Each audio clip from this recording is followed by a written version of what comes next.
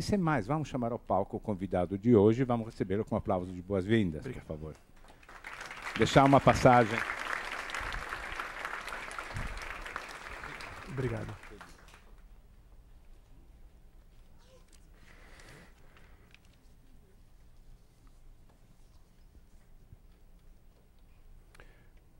Muito bem, senhores, boa noite.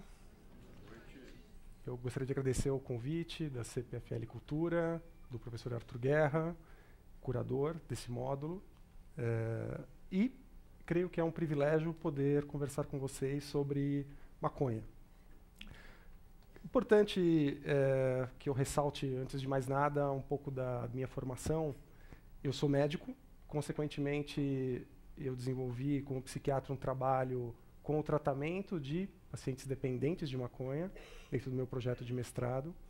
Alguém vai perguntar, mas um dependente de maconha procura tratamento? Um usuário de maconha pode ter um sofrimento psíquico ou físico tão grande que o leve a buscar um tratamento? A resposta é sim. Nós desenvolvemos um trabalho durante 3 anos, no Hospital das Clínicas da Faculdade de Medicina da USP, com usuários de maconha que desenvolveram um padrão de uso nocivo e, posteriormente, de dependência.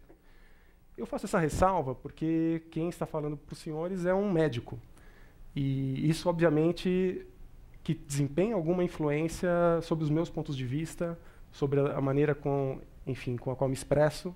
Se eu fosse um operador do direito, eu teria uma outra opinião. Se eu fosse um pedagogo, eu teria uma opinião diferente.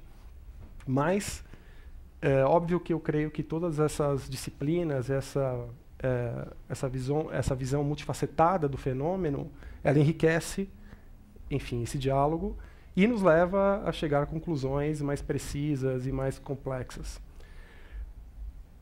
Eu disse que é um privilégio falar sobre maconha porque creio que todos os senhores veem na mídia, a todo momento, uma revista que tem como capa "Maconha é hora de legalizar", ou, enfim, campanhas, marchas pela maconha. Pessoas que se colocam francamente a favor de uma flexibilização da lei em relação a essa droga, e isso suscita em todos nós um desejo ou um ponto de vista, uma necessidade de se posicionar em relação a isso. Enfim, qual é a minha posição pessoal? O que eu penso sobre essa droga? Eu também seria a favor dessa droga ser legalizada ou que a legislação fosse flexibilizada, sim ou não? Então, eu creio que é uma grande oportunidade de difundir um pouco, alguns pontos de vista, um pouco de informação. Porque eu acho que todos nós, a certo momento, vamos ser chamados a nos expressar, enfim, como cidadãos, como pais, como filhos, como irmãos, sobre o que significa usar essa substância e se vale ou não entrar, enfim, nesse processo de uso ou rechaçar qualquer mudança em relação a essa droga. Quando se fala de maconha, fala-se de alguma coisa muito especial. Eu não sei se todos têm a noção da complexidade e da história tão longa e tão antiga dessa planta da cannabis sativa e como que a história dessa planta da cannabis sativa se entrelaça com a história do homem, com a história da civilização como um todo, oriental e ocidental. Para os senhores terem uma ideia, na verdade, há relatos de sítios arqueológicos com idade superior a 10 mil anos, nos quais foram identificados artefatos provenientes da planta cannabis sativa. Há evidências de que essas populações antigas plantavam a cannabis sativa para alimentação e para a produção de utensílios. Então, é uma história que nos acompanha. E se nós formos e voltarmos na história e considerarmos essa linha do tempo de 10 mil anos, nós vamos concluir que 10 mil anos é justamente o período no qual as primeiras sociedades humanas começaram a se fixar em certos territórios, começaram a produzir, do ponto de vista agrícola, a criar animais, começaram a nascer as primeiras cidades. Então, veja, é uma plantação, é uma cultura dessa planta cannabis sativa que nos acompanha enquanto civilização, enquanto homem. Claro, é fundamental pensar e até esse conceito ele é tão difundido na nossa cultura também, ainda hoje, e muitos autores ainda defendem. Eu li um artigo muito interessante de um astrônomo chamado Carl Sagan, já ouviram falar? Então, o Carl Sagan, a certo momento, na década de 70, experimentou a maconha, se interessou muito pelo tema e passou a escrever um pouco sobre essa planta e sobre a droga. E ele tinha uma teoria de que talvez, sim, essa cultura, essa plantação, enfim, desse vegetal, da cannabis sativa, tenha tido um papel fundamental na fixação dos primeiros homens e no desenvolvimento da civilização. Então, uma história muito antiga. A partir de 3.000 anos antes de Cristo, aproximadamente, nós já temos relatos do uso medicinal da maconha em culturas como a chinesa, enfim, posteriormente na região da Índia. Então, essa planta já fazia parte de um arsenal terapêutico. E isso é super interessante, porque quando se fala hoje maconha para fins medicinais, mas é uma super novidade, enfim, eu vou falar que não. É algo super antigo que volta de tempos em tempos ao longo da nossa história. Essa planta, a cannabis sativa, ela é originária do Oriente. E ela migrou progressivamente para o Oriente Médio, para a Europa, até chegar, enfim, nas Américas. Os primeiros relatos de uso recreativo, recreacional da cannabis sativa são de aproximadamente 400 a.C., até pelo escritor Heródoto. Então, já havia relatos de que um povo que vivia na região do Irã, chamado sítios, esse povo plantava, usava a substância em rituais religiosos e também a utilizava com fins recreacionais. A droga veio se ocidentalizando com o passar do tempo. Como eu disse, chegou no Oriente Médio, norte da África. É importante dizer que a cultura e a civilização árabe foram um vetor para essa expansão, para esse desenvolvimento, porque o consumo do álcool sempre foi muito mal visto nas culturas árabes, mas havia um certo espaço sempre para o consumo dos derivados da cannabis sativa. Então, essa substância era utilizada como droga recreacional, como droga em rituais, e com isso foi se ocidentalizando até alcançar a Europa. Na Europa teve uma difusão e, falando um pouco da história brasileira, a substância chegou ao Brasil na época colonial, quando as primeiras embarcações chegaram ao país. É super importante dizer, não sei se todos têm noção disso, mas essa planta cannabis sativa, veja, eu já falei de um tipo de utilização como alimento na antiguidade, de um tipo de utilização como fibra para a fabricação de utensílios. Mas as caravelas e as antigas embarcações que chegavam e que faziam as grandes navegações de descobrimento, na verdade, elas tinham velas, cordas, materiais náuticos que eram produzidos a partir das fibras da cannabis sativa, porque é uma planta com uma fibra muito potente, muito resistente. Então, nós recebemos esses utensílios já na época das navegações. Posteriormente, quando se pensa que as primeiras sementes chegaram no Brasil, pensa-se que com o escravagismo, com a vinda dos escravos africanos, que já conheciam a planta, a cultivavam na África e trouxeram as sementes para o Brasil para que assim pudessem plantá-las e, enfim, continuar usando a substância aqui no nosso país. Havia uma certa condescendência dos senhores de engenho da época de que os escravos plantassem a cannabis sativa entre as culturas, por exemplo, da cana-de-açúcar, e com isso fizessem uso próprio dessa substância. Então, ao longo da história colonial brasileira, a maconha ficou, durante um longo tempo, restrita a essas populações de escravos. No entanto, ainda dentro da história brasileira, existe na verdade, um decreto do vice-rei solicitando que algumas províncias plantassem a maconha para a produção de utensílios, como eu disse, cordas, velas, tecidos. Então já havia esse interesse também comercial. Principalmente a partir do século XIX, iniciou-se a utilização de maconha para fins terapêuticos, nessa era colonial, aqui no Brasil. Então, a partir disso, os médicos, por exemplo, do século XIX, que tinham suas malinhas pretas, tinham entre os arsenais terapêuticos utilizados derivados da planta cannabis sativa. Principalmente como medicações anti-inflamatórias, medicações que agiam, por exemplo, em processos respiratórios. E ela ganhou, a cannabis sativa ganhou essa importância como substância de uso médico. Como eu falei, na antiguidade, esse fenômeno reincide no século XIX. Até, se vocês vivessem no século XIX, de repente quisessem, por conta própria, ir em algum centro distribuidor ou numa farmácia e comprar maconha e fumar, isso seria possível. Né? Tinha uma marca de cigarrilhas muito famosa chamada Grimaud, que, enfim, era alardeada como a cura para diversos males. Então, tosse, inflamações, e a venda era totalmente liberada.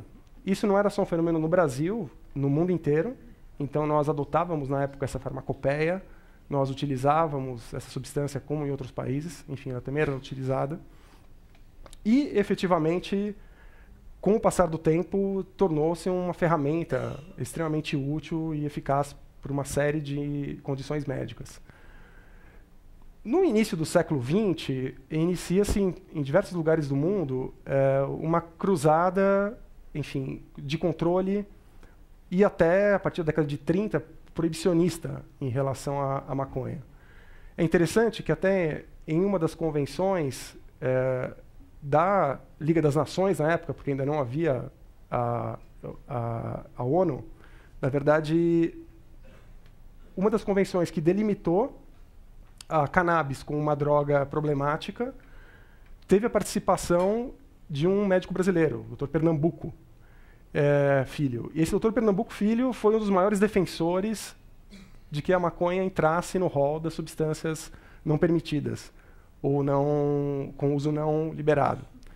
Então, começa a ocorrer no século XX, progressivamente, essa caça à maconha, até que, por fim, as legislações são cada vez mais restritivas, até que, por fim, um documento do qual o Brasil é signatário, de 1961, coloca o Brasil no rol dos países que listam a maconha como droga perigosa e, consequentemente, proíbem o plantio, a comercialização e o consumo dessa substância. Então, esse é um pouco do ciclo da historicidade dessa substância.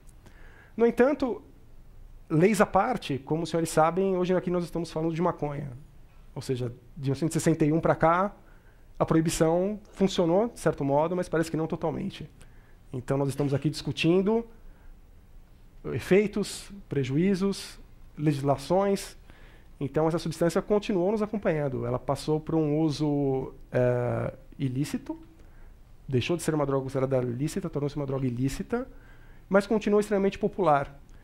No mundo, a maconha é de longe, mas de longe, a substância ilícita mais consumida. A maconha tem no mundo aproximadamente 180 milhões de usuários, entre 18 e 60 anos, segundo o último relatório do Escritório para Drogas e Crime da Organização das Nações Unidas.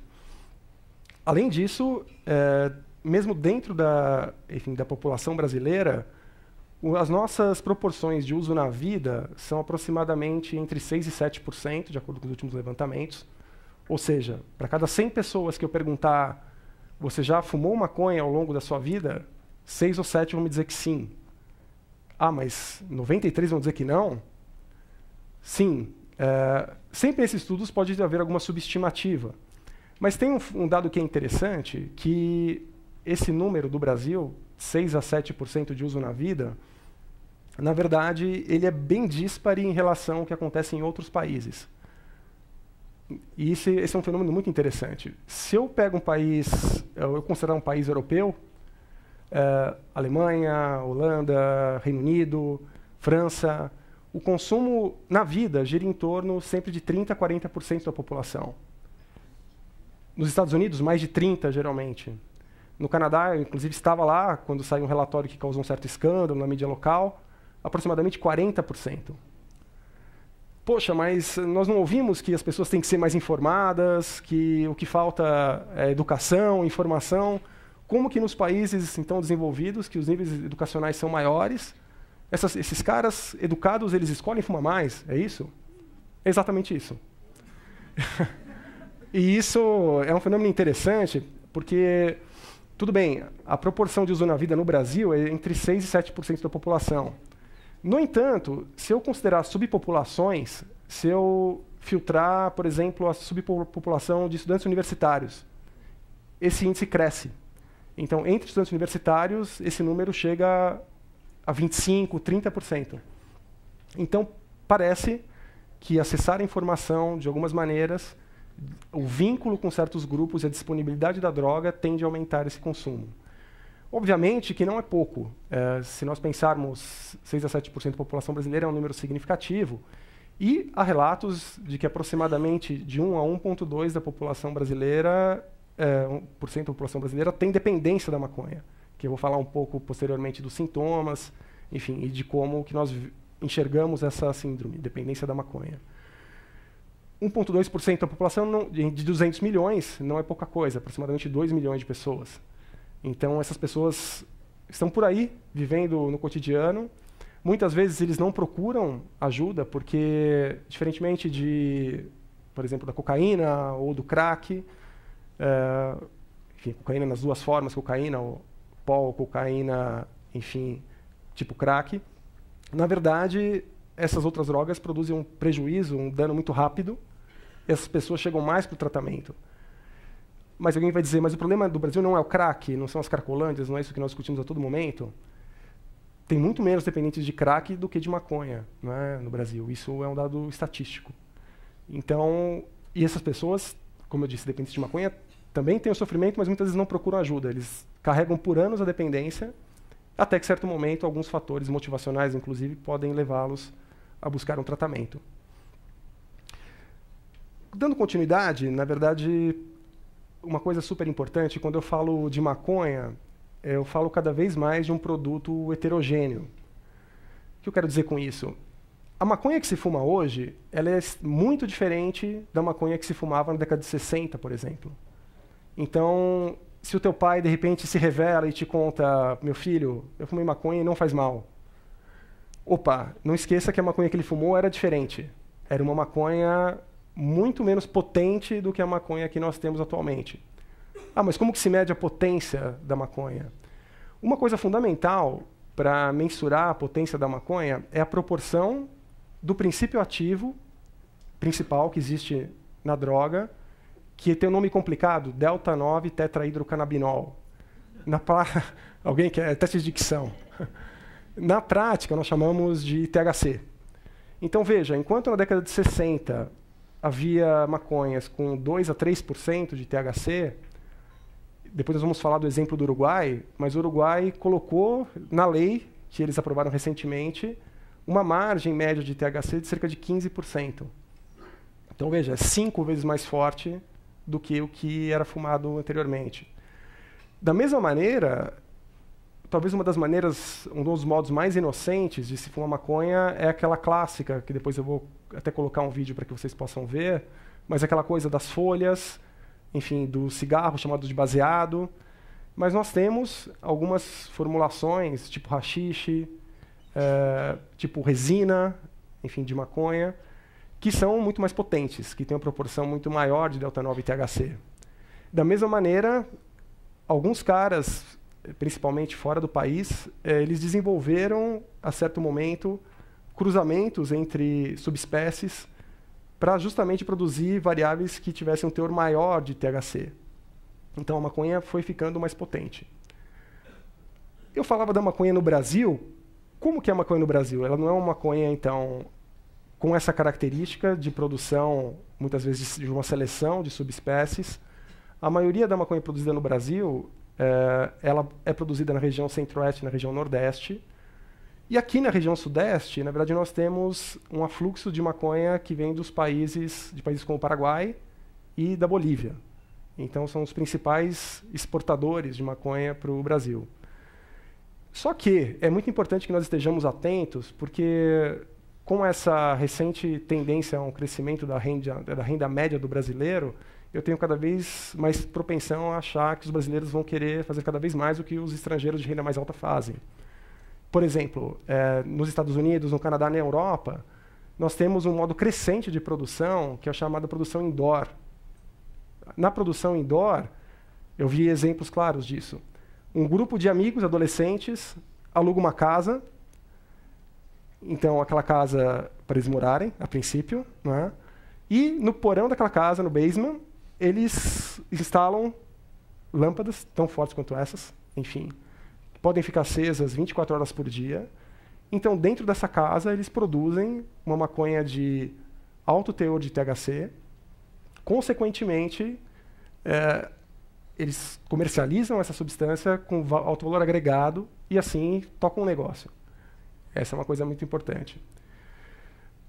Enfim, por que eu falo da importância de se mensurar a potência da maconha? Porque nós sabemos hoje que quanto maior a proporção de THC, maior a probabilidade da droga induzir dependência, maior a probabilidade da droga produzir efeitos ou sintomas, que eu vou citar depois, mas é que sempre uma associação frequente com a maconha, os chamados sintomas psicóticos, delírios e alucinações, então, e gerar outros problemas associados. Então, quanto maior a proporção de THC, mais perigoso é aquele preparado de maconha. Essa, então, é uma coisa fundamental. Agora, uma coisa que nós somos fascinados nesse campo das neurociências é sempre pensar, mas afinal de contas, qual que é o caminho?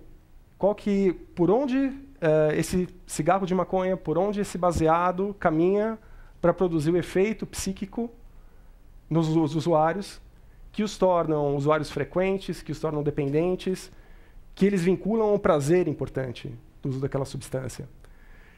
Nos últimos anos, principalmente a partir da década de 60, esse mecanismo passou gradativamente a ser elucidado.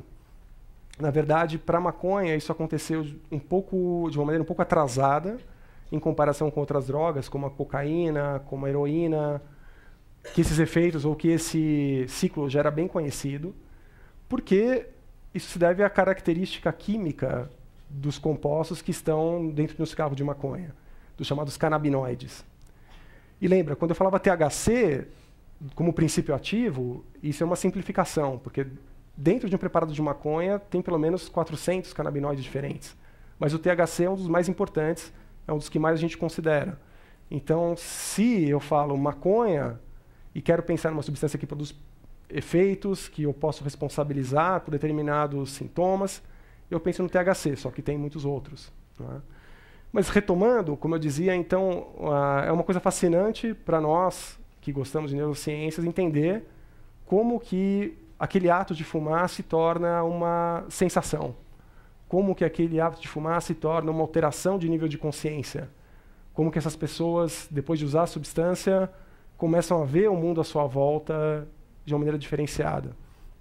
Então, retomando, como eu falava, a partir da década de 60, esses mecanismos começaram a ser identificados. Foi um autor israelense chamado Rafael Mechoulam, que em 60 identificou esse princípio ativo, o THC.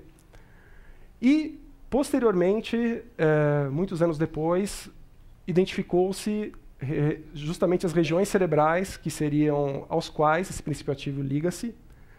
Os receptores, nós trabalhamos com esse conceito em neurociências, receptores são determinadas proteínas presentes nas células, no caso do cérebro, os neurônios, as quais a substância psicoativa ou alguma substância fisiológica liga-se para produzir um determinado efeito. Então, foram localizados os receptores, ditos receptores canabinoides, e verificou-se que esses receptores canabinoides eles estão presentes em diversas regiões do cérebro. Então, quando o indivíduo fuma maconha, ele, ao absorver a fumaça, ele absorve os canabinoides, esse canabinoide entra na circulação sanguínea, atravessa o que a gente chama de barreira hematoencefálica, chega ao cérebro, liga esses receptores e aí a experiência de fumar maconha começa.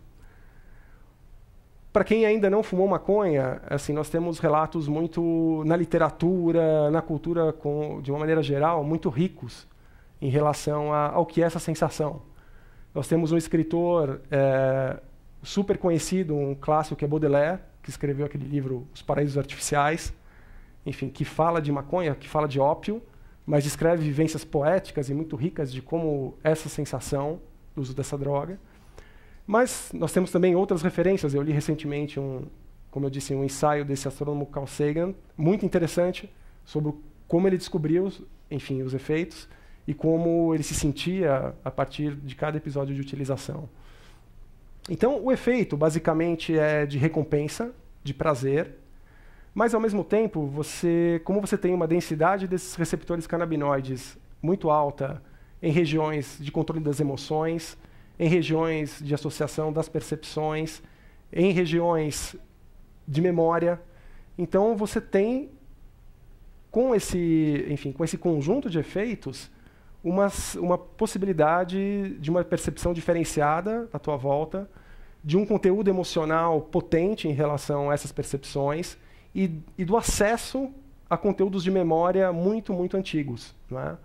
Por exemplo, você pode ver um certo filme, ver que passa-se numa escola, você pode se sentir emocionado e lembrar do nome do cara que sentava do teu lado na carteira quando você estava na primeira série. E quando você vai testar isso, muitas vezes é verdade. Né? Você conseguiu acessar uma memória que estava extremamente guardada. Então, a droga produz isso? Produz. Né? E eu falo essas coisas, e não entendam, por favor, depois isso vai ficar muito claro aqui, a descrição desses efeitos como uma apologia ou como incentivo ao uso, não é essa a ideia. Até porque eu sou um defensor de que nós tenhamos uma conversa sempre o mais clara possível com as pessoas.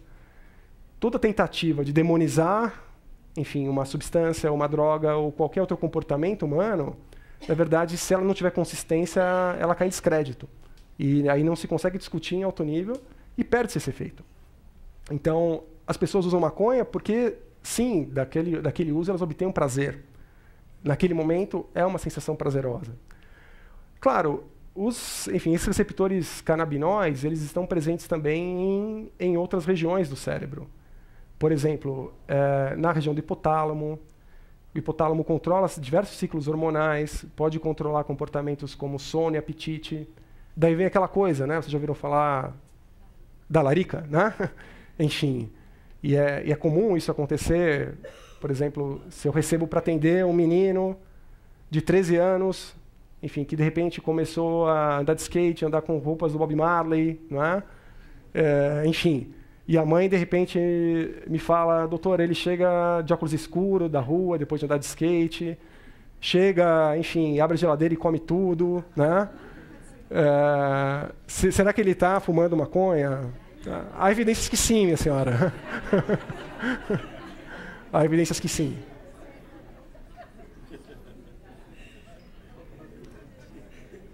Por favor, a Associação dos Skatistas não me destruam. Foi só um exemplo. Enfim, pode ser em qualquer outra situação. Então, nós sabemos que esses sintomas, esses sinais clínicos de intoxicação, eles acompanham o usuário ao longo da sua história de uso da substância. Agora, esse comportamento ele tem uma tendência, então, a se manter ao longo do tempo. Como toda droga psicoativa, toda droga que produz um efeito de recompensa, ela tende a multiplicar o seu próprio uso. Então, um usuário de maconha tende a ter novamente vontade de usar a maconha. Consequentemente, ele desenvolve um ciclo ao longo do tempo de uso da substância. Alguém vai perguntar, mas por que eu só fumei 2 ou 3 vezes e nunca mais quis fumar, e o meu vizinho fuma 10 cigarros de maconha por dia?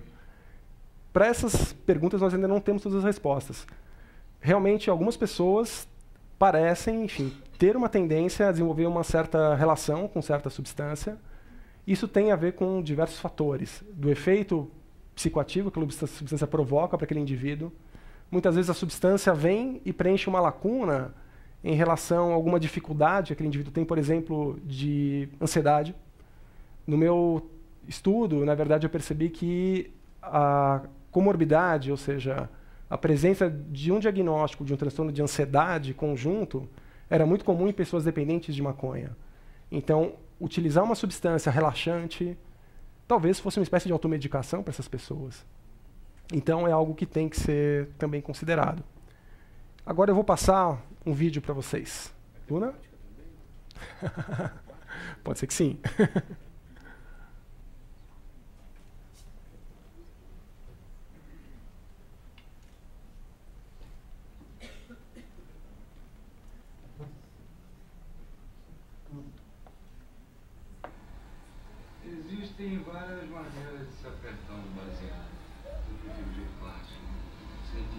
belote assim, ó. E ela tem que estar bem sequinha. E, preferencialmente, o fumo tem que ter a procedência de cabra-bó. É o famoso cocô de cabra. Isso aqui é o veneno do rato gabiru. Você pega a leda, né? Joga tudo aqui dentro. Aí você vai tratando, bem tratadinho, vai tirando semente. Que semente só serve para dar dor de cabeça e amarrar tudo aqui, ó. Fica coisando tudo aqui, ó. Aí vem um fator muito importante, que é o fator acochativo. Tem que ir acochando bem acochadinho mesmo. Se não acochar bem acochadinho, o fumo não reage à combustão. E nada de ficar fazendo finório, né, nego? Finório... Finório é pra esses frangos lá do sul, né? Porque fumar é pra dar onda. E pra dar onda tem que ser morra, né, brother? Aí você obstrui uma das pontas, deixando a outra ali para um momento muito importante, que é o momento da apilação. Soca tudo lá direitinho. Tira aquele pedaço.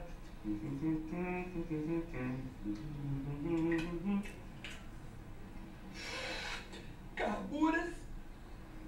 Você tem que estar profissa, né, velho? Agora esteriliza esse baseado aí, meu irmão. Passa a bola, né, Renato Gaúcho? Fique com esse, seu frango. Eu tenho o meu aqui, que é um pouquinho só.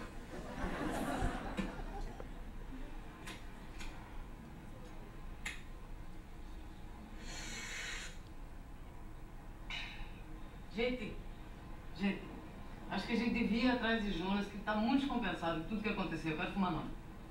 Eu também tô preocupado com o cara, velho. Eu acho que tá dando certo, né, bicho? Certo é massa, né, velho? É, bro, e lá só tem camarão, né? Os tamanhos do camarão. Que isso? O Jonas tá precisando dos amigos nesse momento, gente. Vambora. É, vamos ir. Vamos nessa?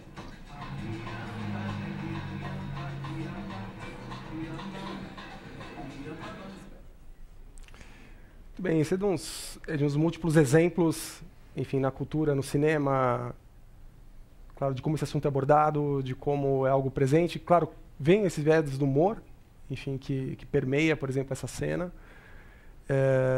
Então, esse é um sinal de como o uso da maconha está arraigado na cultura brasileira também, com o nosso modo próprio de usar, talvez um pouco diferente de outros lugares, de outros países, de outras situações, mas sim com o nosso modo próprio de usar. Dando sequência, recentemente eu vi uma declaração do presidente dos Estados Unidos dizendo que ele não vê um mal muito maior de uma pessoa que está utilizando maconha em comparação com uma pessoa que está bebendo, enfim, álcool, né? E, na verdade, ele não fala isso à toa. Realmente, ele fala isso com uma base. Eu acho que isso é importante ressaltar. Qual que é essa base?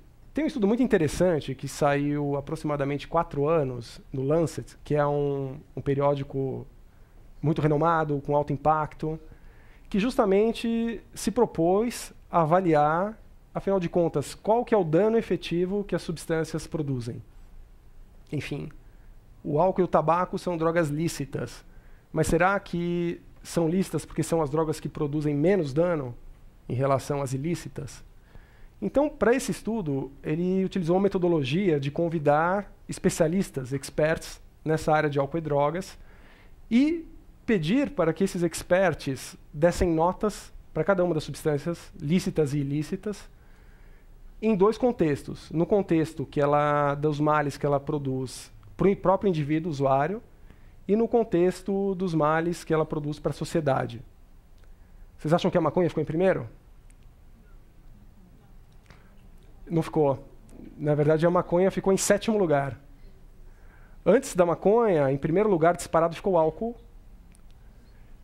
Pouco depois ficou o tabaco. Pouco depois a cocaína. E a maconha ficou em 7º lugar. Então, evidente que fumar maconha é alterar o nível de consciência, é colocar uma substância que destoa da fisiologia do nosso corpo, e fazendo isso nós fazemos algo que não é o mais saudável. O mais saudável é dormir bem, o mais saudável é fazer esporte, o mais saudável é se alimentar bem, Esse é o melhor panorama. Mas nós, seres humanos, a certo momento, optamos por usar essas substâncias que atuam no nosso cérebro, que modificam a nossa consciência e que nos dão prazer. É uma escolha que nós fazemos.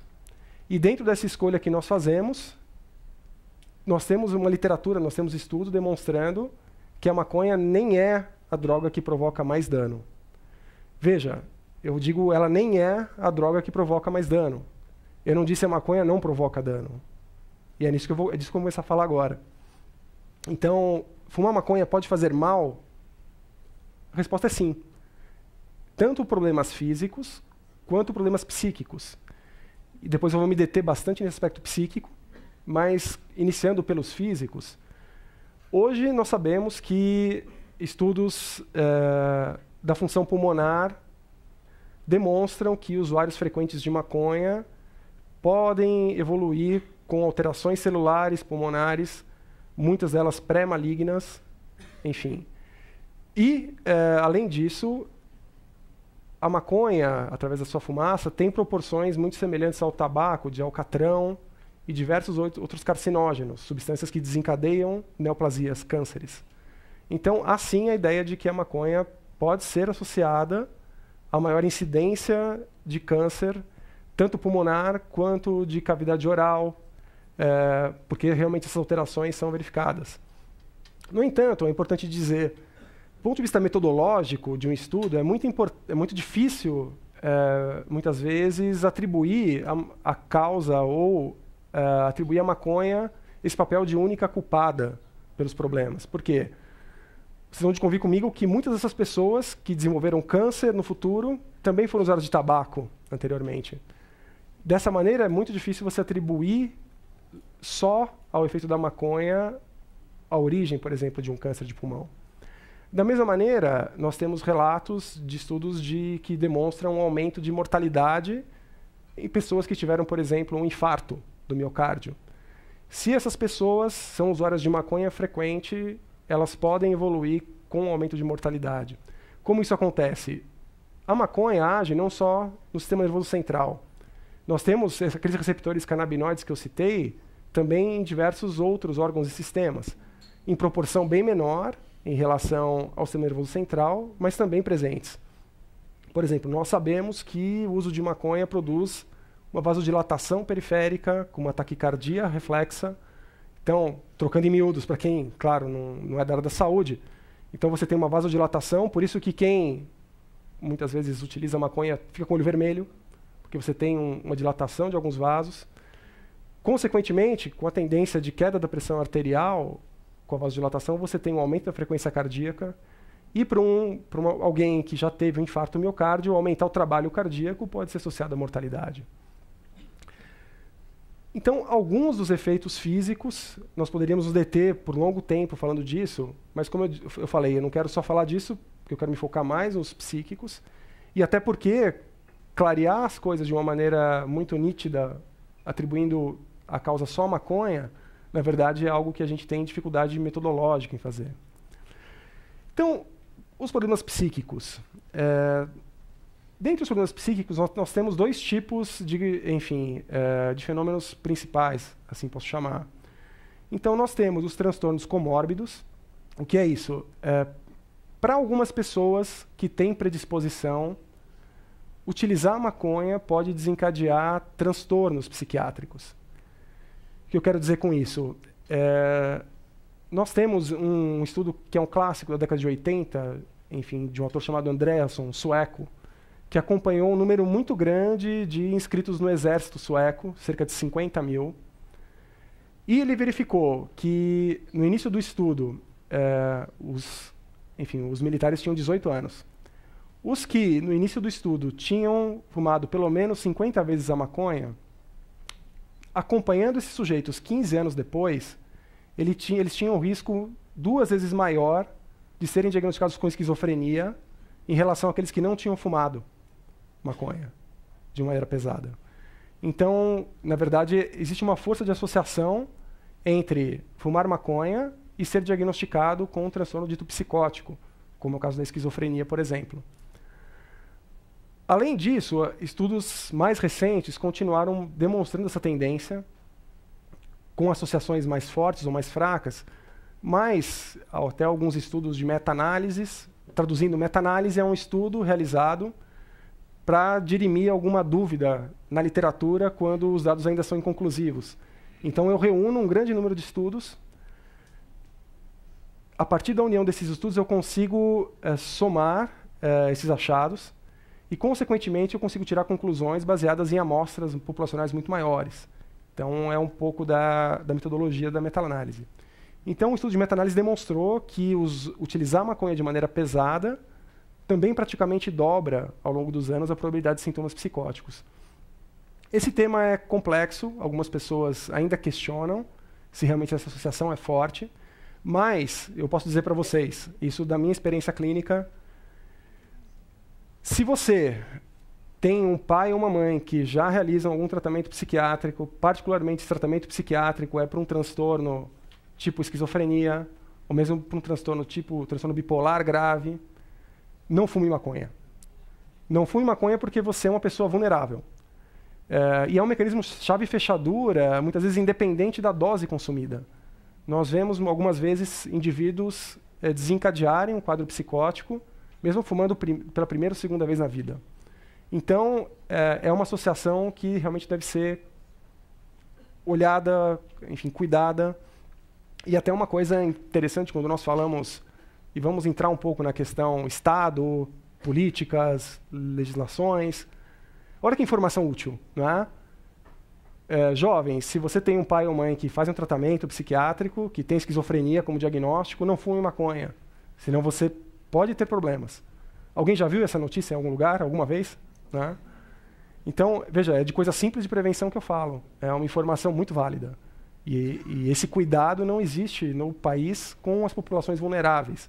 Esse é um grande tópico que eu quero trazer posteriormente para a discussão.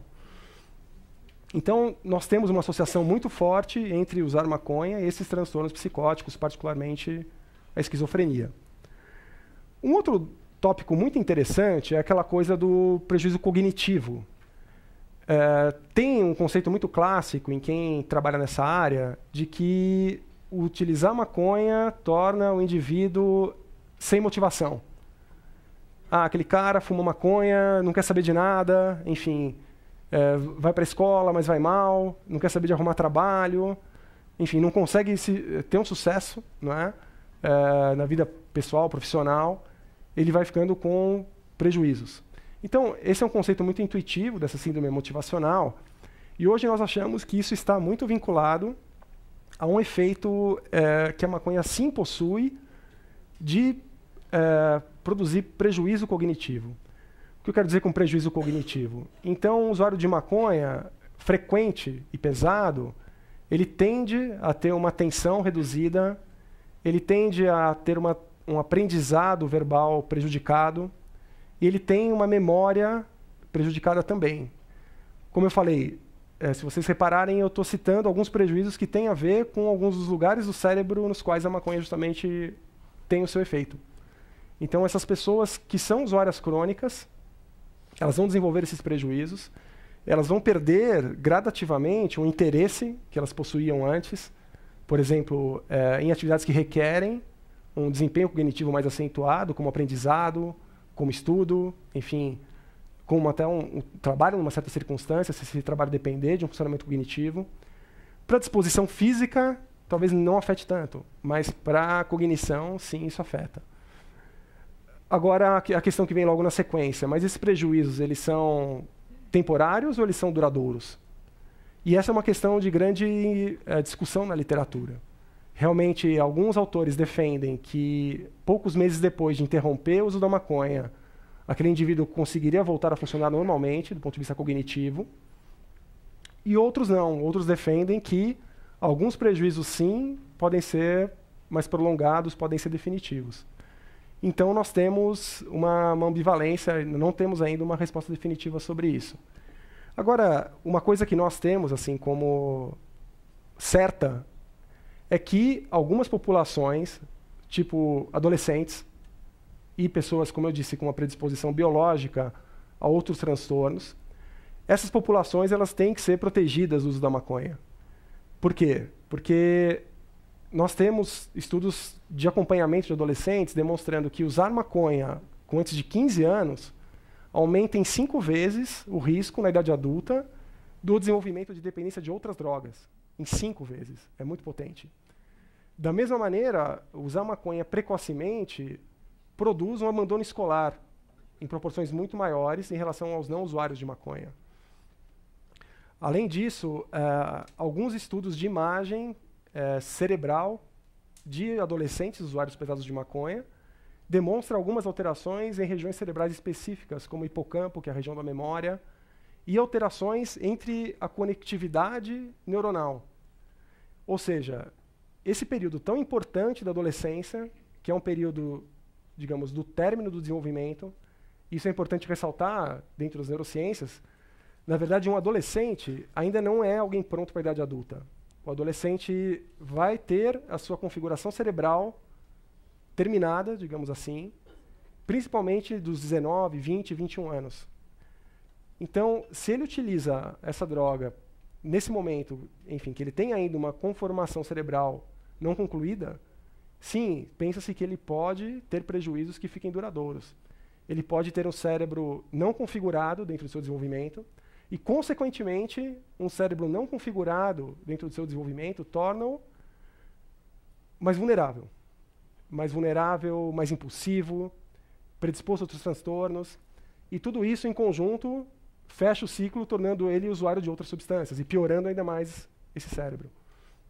Então, esse ciclo é extremamente perigoso e a exposição dessa população tem que ser vista com muito cuidado. A maconha terapêutica, eu queria falar um pouco sobre isso.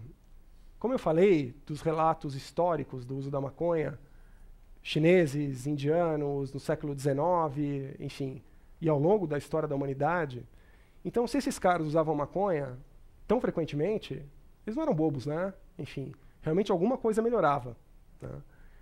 E hoje nós sabemos que é verdade. Eu citei esses receptores canabinoides, essas proteínas que estão no cérebro e que ligam-se ao THC e a outros canabinoides. Mas só que existem, eu simplifiquei um pouquinho, existem 2 tipos. Existe um outro tipo chamado tipo 2, então tipo 1, mais no sistema nervoso, tipo 2, mais presente em células do sistema imunológico. Nós sabemos que fumar maconha pode, por essa ação em receptores canabinoides tipo 2, desencadear uma modulação do sistema imunológico, geralmente com uma tendência a uma imunossupressão. Agora, uma coisa bem médica, mas muitas doenças, muitas patologias, elas têm como um substrato um processo inflamatório local. Por isso que nós usamos tanto anti-inflamatórios, por isso que nós usamos tantos corticoides, por exemplo, porque parte do dano que uma doença pode causar é uma reação potente do nosso sistema imune. Então, fumar maconha ou consumir algum derivado da cannabis sativa de alguma outra maneira, importante lembrar, a pessoa pode comer também, não é? Enfim, como eu falei, é usado como alimento. Ainda hoje, em alguns contextos, tem-se os cakes, os bolos, não é? de maconha. Mas veja, usar essa substância pode produzir uma modulação do sistema imunológico e melhora de algumas inflamações crônicas, como, por exemplo, asma, como, por exemplo, gota, como, por exemplo, doença de Crohn, que é uma doença intestinal. Então, sim, você tem aplicações terapêuticas que essas pessoas melhoram. Você tem uma ação analgésica importante, porque naquela ação no cérebro também há uma participação dentro de um mecanismo de controle da dor, e eles são muito importantes para isso. Então, um usuário de maconha frequente, ele está anestesiado, ele não sente a mesma dor que uma pessoa que não usou sente. Então, essa é outra coisa importante de dizer. Então, são todas aplicações... tem um efeito relaxante muscular. Então, enfim, uma das aplicações que está para ser aprovada no Brasil é na espasticidade, numa contração muscular involuntária, crônica, que acontece em portadores de esclerose múltipla, que é uma doença relativamente rara, mas isso repercute num grande sofrimento para as pessoas. Então, veja, toda essa gama de potenciais terapêuticos tem conduzido as pessoas, enfim, governantes e diversos países a rever a legislação em relação à maconha. Então, hoje, 19 estados americanos legalizaram a venda da maconha medicinal. Então, com uma receita médica, você pode ir numa farmácia autorizada e comprar a sua própria maconha, enfim, para o seu uso pessoal. Outros, enfim, países realmente ainda se questionam ou têm uma tendência a adotar legislações semelhantes, pensando nesse aspecto medicinal.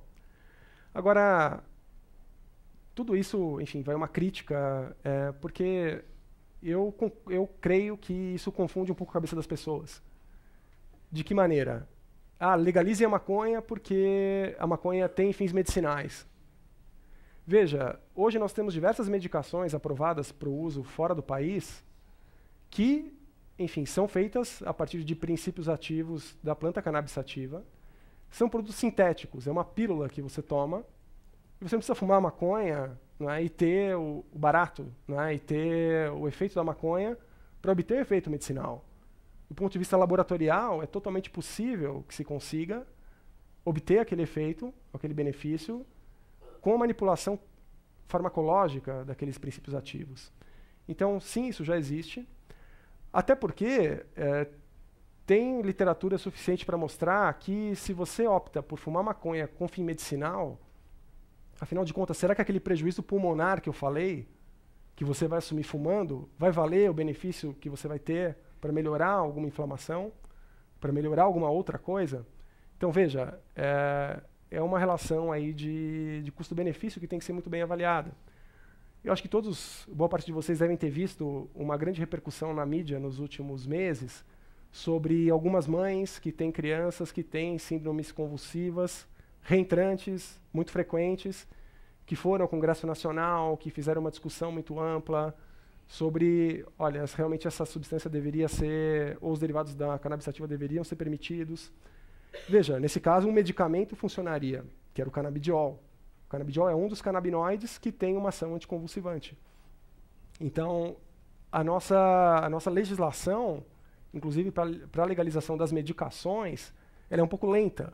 Enfim, enquanto em diversos outros países você tem já uso medicinal através de medicações aprovado, no Brasil ainda não. Então, outras indicações já aprovadas com o uso de medicações à base da planta cannabis sativa. Pacientes com HIV em fase terminal, para melhorar a síndrome consumptiva, ou seja, aquele emagrecimento que eles têm, então eles conseguem se alimentar melhor. Essa que eu citei, da esclerose múltipla, da espasticidade. Pacientes com câncer, em quimioterapia, que necessitam, enfim, de uma droga que corte, por exemplo, o reflexo do vômito, um antiemético. Então, essa é uma outra indicação. E você pode ter diversas outras. Interessante, tem um grupo aqui no estado de São Paulo, não é, cientistas brasileiros, que estudam um canabinoide, esse que eu citei, o canabidiol, como medicação para ansiedade e até em algumas situações como medicação antipsicótica. Nossa, mas você não falou que a maconha gerava psicose, então tem um cara estudando o canabidiol como antipsicótico? Isso demonstra a complexidade. Enquanto o THC, que é um princípio ativo mais importante, gera mais sintoma psicótico, você tem um outro canabinoide dentro do preparado que trata sintomas psicóticos. Então, separar esses componentes é uma riqueza muito grande. É uma estratégia que nós podemos ter para desenvolver novos fármacos, novos tratamentos. É a mesma coisa, se vocês hoje vão fazer uma cirurgia e querem ter uma anestesia para não sentir dor, provavelmente essa anestesia ela vai ser realizada com um opioide sintético. Um opioide é uma substância que vem lá de longe do ópio, enfim, que são substâncias que têm efetivamente uma ação importante contra a dor. Então, os potenciais eles são muito grandes, nós podemos evoluir nisso, mas nós não podemos confundir as pessoas. Nós temos que separar o que é recreação e pensar o que nós queremos como sociedade em termos de recreação ou de legalização de drogas recreacionais e o que nós não queremos, enfim. E o que nós queremos como população em termos de tratamentos, em termos de fármacos efetivos e como nós nos situamos em relação a isso. Falando um pouco das leis, eu acho que esse é um tópico muito interessante, muito quente, sem dúvida nenhuma. Como eu disse, nós temos 19 estados americanos que têm a permissão para o uso farmacológico ou para o uso medicinal da maconha. Nós temos 2 estados que recentemente autorizaram o uso recreacional da maconha. Depois eu vou falar um pouco mais dessas experiências. Nós temos a experiência, por exemplo, talvez um pouco já mais antiga, da Holanda, da comercialização, enfim, da maconha ou derivados da cannabis sativa nos chamados coffee shops. Nós temos a experiência do Uruguai. Então, gradativamente, nós temos no mundo algumas experiências mais liberais ou mais pró-legalização ou facilitadora do uso. E nós temos alguns países com uma tendência mais restritiva. Nós, como cidadãos, enfim, como brasileiros, eu creio que nós precisamos definir onde que nós vamos encontrar em relação a esse fenômeno álcool e drogas. Será que a nossa legislação ela é apurada o suficiente? Eu citei aquele estudo de 2010 que colocava a maconha como 7ª droga, enfim, a 7ª droga associada a maior dano, então só em 7º lugar e não em 1º, 2º, 3º. Será que a nossa legislação cobre essas lacunas? Enfim. E eu acho que nós temos que começar a observar alguns exemplos desses países. Depois disso, eu quero entrar e conversar bastante com vocês na discussão sobre isso, mas quais são as evidências preliminares, o que eu esperaria assim verificar como, enfim, como resultado dessas políticas? Eu creio que todos esses aspectos são muito interessantes. E tem até a ver com um pouco com o grau de autonomia que nós temos como cidadãos, né? Enfim. Então, o cidadão brasileiro, ele deve continuar a ser tutelado pelo Estado? Até que ponto? Até que ponto eu digo o que eu quero para a minha vida e tomo as minhas decisões, e até que ponto o Estado tem que fazer isso? Então, é justamente nesse aspecto que eu quero chegar, não é? Nós somos uma democracia de voto obrigatório. Isso para mim é um paradoxo. E eu estou encerrando essa primeira parte, enfim, que é essa parte mais expositiva, e depois nós vamos entrar nas questões. Obrigado.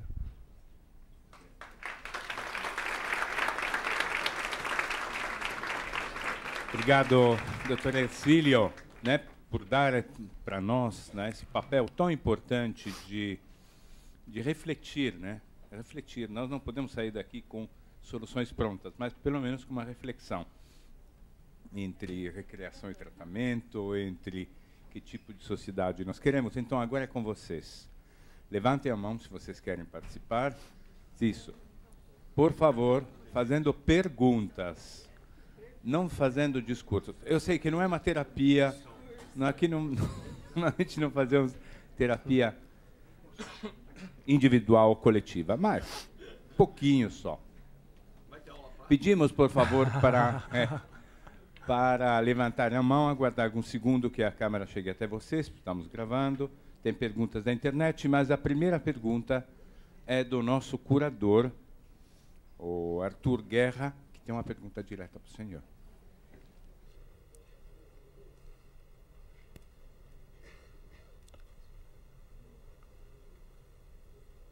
Boa noite a todos, aos presentes, aos internautas, e boa noite, Hercílio.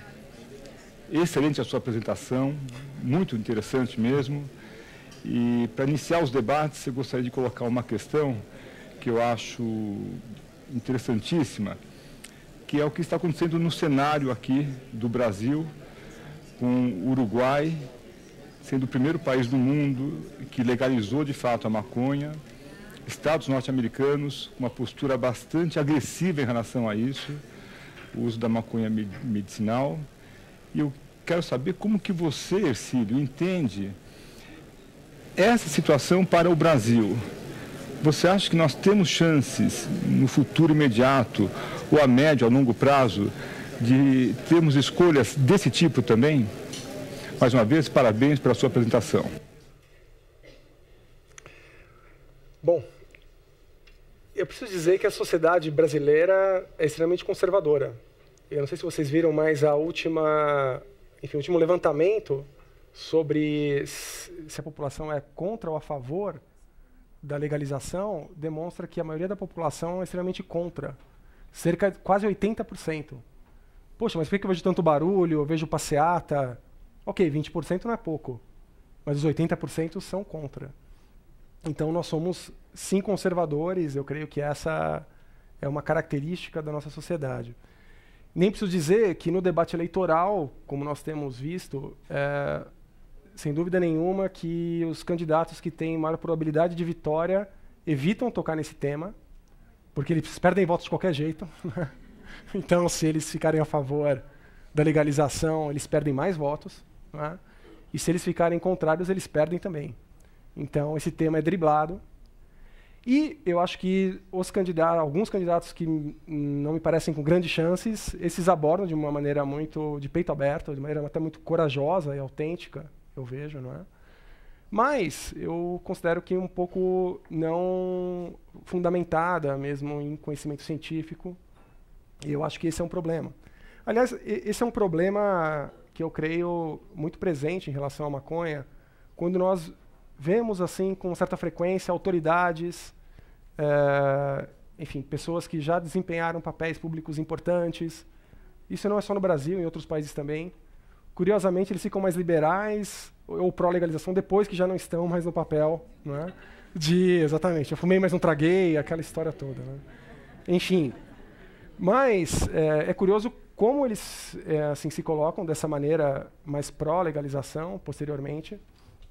E assim, eu acho que mais do que isso, não é? Na verdade, algumas pessoas eu percebo que defendem uma legislação para o país, muitas vezes focados na sua experiência pessoal com a droga. Veja, nós trabalhamos com uma equação, nós profissionais da área da saúde, enfim, o que uma droga produz não é uma constante. O que uma droga produz é sempre um produto da interação de um indivíduo com essa droga. Como eu falei, a maconha já varia, já não é a mesma sempre. O indivíduo, então, ele nunca é o mesmo. Então, é totalmente diferente um adulto de 30 anos fumar maconha de modo recreacional com seus amigos e não fazer isso frequentemente. Talvez esse cara não vai experimentar prejuízos significativos mesmo, talvez até menos que para o álcool ou outras substâncias. Sim, é verdade. Isso é completamente diferente de um adolescente fumar maconha frequentemente com os colegas da escola. É uma outra interação. A pergunta do professor Arthur, Uruguai. Uruguai, eu acho que eu tenho lido, e até umas entrevistas, eu simpatizo muito com o presidente do Uruguai, acho uma figura interessante, né, com biografia, como posturas, como autenticidade, enfim. Mas, na minha opinião,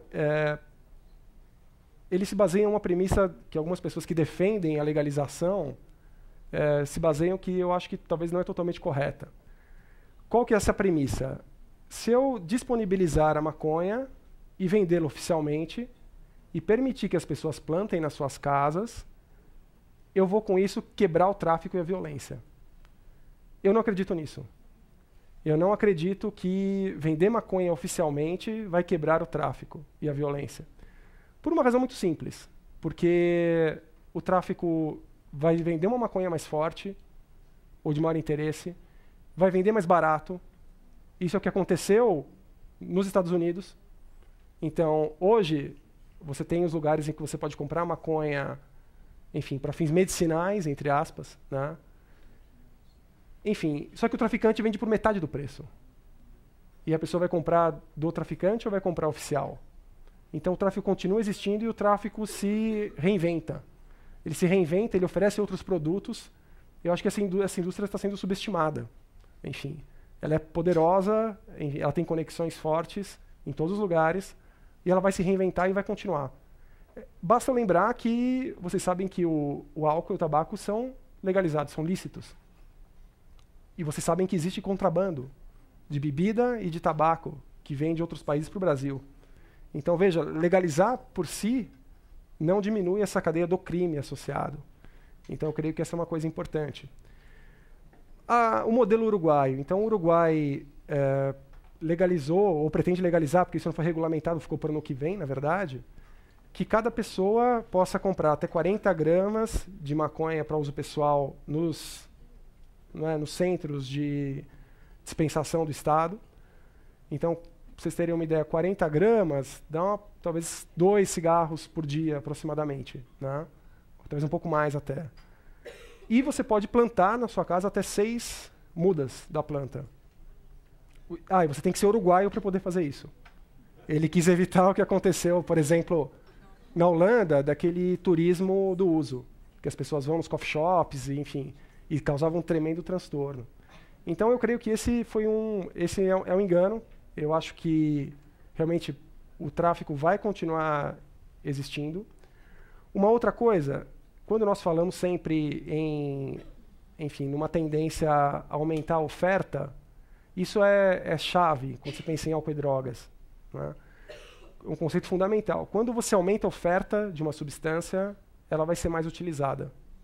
Eu vou dar um exemplo assim, bem breve para vocês, talvez vocês se identifiquem, né? Vamos supor que você trabalhou o dia inteiro, está super cansado, foi um dia pesado, aí você chega em casa, você vai esquentar a tua comida, e você olha na geladeira e tem uma latinha de cerveja. Ok, nossa, hoje eu tive um dia difícil, mereço, né? Vou tomar uma cerveja, né? Enfim. Será que se não tivesse essa cerveja lá e você tivesse que sair de novo para ir ao mercado, será que você iria? Aí que tá. Então nós pensamos que aumentar a oferta aumenta o consumo. E eu preciso dizer que, na verdade, isso é um clássico da prevenção, porque prevenção de uso de uma substância é realmente diminuir a oferta e diminuir o consumo. Então, aumentar a oferta vai aumentar o uso, vai aumentar os problemas associados, enfim, necessariamente. Então, as pessoas vão ter mais psicose, sim, vão ter mais psicose. Mas uma outra colocação que muitas vezes é feita. Fumando maconha não vão utilizar cocaína. Eu não conheço nenhum dado científico sobre isso, né? Usando maconha não vão usar crack. Isso soa com um absurdo. Na verdade, são dependências que se estabelecem para certas substâncias. Por isso que a Organização Mundial da Saúde separa por substância a dependência. Então, eu posso ter um indivíduo dependente do tabaco, do crack e da maconha. Mas é mais correto, conceitualmente, eu considerar o dependente de cada uma das três do que um polidependente. Por quê? Porque se ele tem uma dependência da cocaína e eu entregar maconha na casa dele todo dia, espera que esse cara vai sair para procurar cocaína, né? Então é isso que a gente vê na prática. Então, também eu vejo que não reduziria a tendência, digamos, a uma menor utilização das outras drogas. Um outro ponto importante. Eu falei das populações vulneráveis. E eu creio que, discussão à parte, flexibilizamos a maconha, endurecemos a questão do álcool, não é? Que o álcool do Brasil é um dos mais baratos do mundo, né? Diga-se de passagem. Endurecemos a questão do tabaco, que o tabaco do Brasil é um dos mais baratos do mundo, na verdade. E, claro, as pessoas assim acessam demais.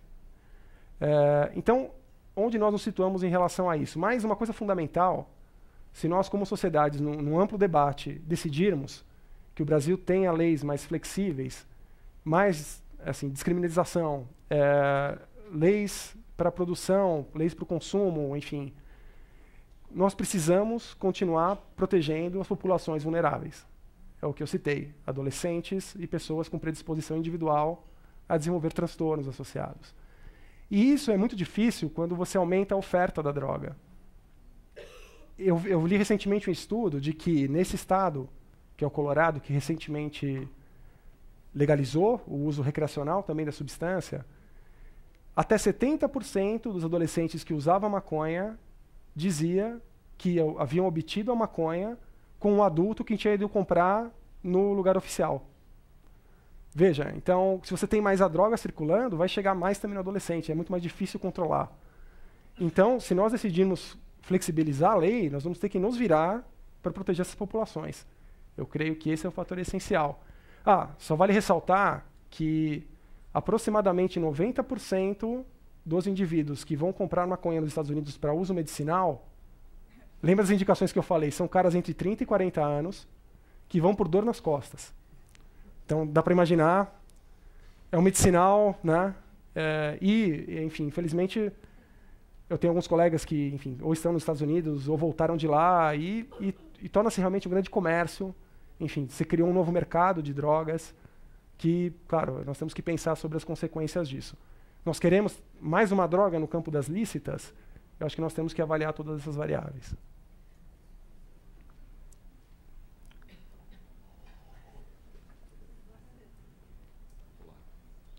Meu nome é Herculano. Deixa eu lhe fazer uma pergunta. É o seguinte, as drogas, o álcool é tido como uma doença mental também, um produto de doença mental. Eu tendo a ir por essa linha. Eu acho que o indivíduo já tinha um problema e ia buscar droga. Então ele é ansioso, vai buscar droga para resolver isso, morre do coração amanhã, vão dizer que ele é drogado. E várias outras circunstâncias. Então, mas o que eu quero lhe fazer é a seguinte pergunta. Comparou droga com droga, eu quero comparar com remédio. Eu acho que o indivíduo que está ansioso, ele foi em busca do remédio, que ele custa o olho da cara, porque a corporação médica tem uns custos medonhos, ele não deixa a gente ter acesso à medicina. Se ele tiver um uso da maconha, ele está mais ou menos protegido do que essa série de barbitúrios que tem efeitos colaterais que a gente também não sabe o que acontece em 20 anos. Então, a pergunta agora não é comparar a maconha com outras drogas. A pergunta é droga ilegal, legal, mas comparar com medicamento. Qual a consequência de usar medicamento em relação a... Eu acho que é muito interessante a pergunta, porque, enfim, quando nós falamos de medicações para tratar diversos transtornos de ansiedade, transtornos depressivos, transtornos psicóticos, enfim, nós estamos também falando de algumas classes de medicações que podem induzir dependência, da mesma maneira. Então, eu vejo que esse é um outro capítulo que tem realmente um peso, uma relevância. Afinal de contas, será que existe uma boa prática médica? Enfim, será que os médicos realmente prescrevem as medicações a todo momento, com o diagnóstico correto? Enfim, com uma precisão, utilizando a substância pelo tempo estritamente necessário, e sim, se esforçando para retirar uma substância que pode induzir dependência com o passar do tempo, não é? Claro, eu tenho certeza que a resposta para essa pergunta é que nem todo mundo faz isso, não é? E sim, eu na minha prática vejo pessoas utilizando medicações por um tempo maior que o necessário e medicações que podem produzir dano, prejuízo, faixas pretas. Quer seja, por exemplo, ansiolíticos, como os diversos que vocês já devem ter ouvido falar e conhecem, como também nós temos um grande embate hoje em relação às medicações anorexígenas. Enfim, então as pessoas querem emagrecer, veja, mas é mais difícil e, claro, mudar um comportamento é muito complicado, modular um comportamento de alimentação, de dieta, de exercício físico frequente. E as pessoas, sim, até por N razões, buscam as medicações. Felizmente, eu acho que nos últimos tempos o uso dos anorexígenos está um pouco mais restrito, mas eu atendi muitos pacientes com problemas, enfim, dependência de anorexígeno, tipo anfetaminas, quadros psicóticos ou de ansiedade induzidos pelo uso da anfetamina. No entanto, digo que ainda hoje existe também uma segmentação, existe um grupo ou representativo dos médicos que defendem, ok, mas a obesidade também é uma doença com grande gravidade. Eu devo poder usar essa medicação em algumas situações específicas. Claro, eu creio que daí é uma questão para todas as substâncias e para todas as condições clínicas. Eu acho que nós temos uma literatura. Nem sempre a literatura médica ou científica responde todas as questões, mas nós temos que basear a prescrição também em diagnósticos bem feitos, enfim, e o uso da medicação como uma ferramenta de intervenção. E uma intervenção, ela ocorre ao longo do tempo, ela dura um período e ela não fica parada, ela tem que evoluir para algum lugar. Eu creio que esse é um conceito com o que eu trabalho. Obrigado.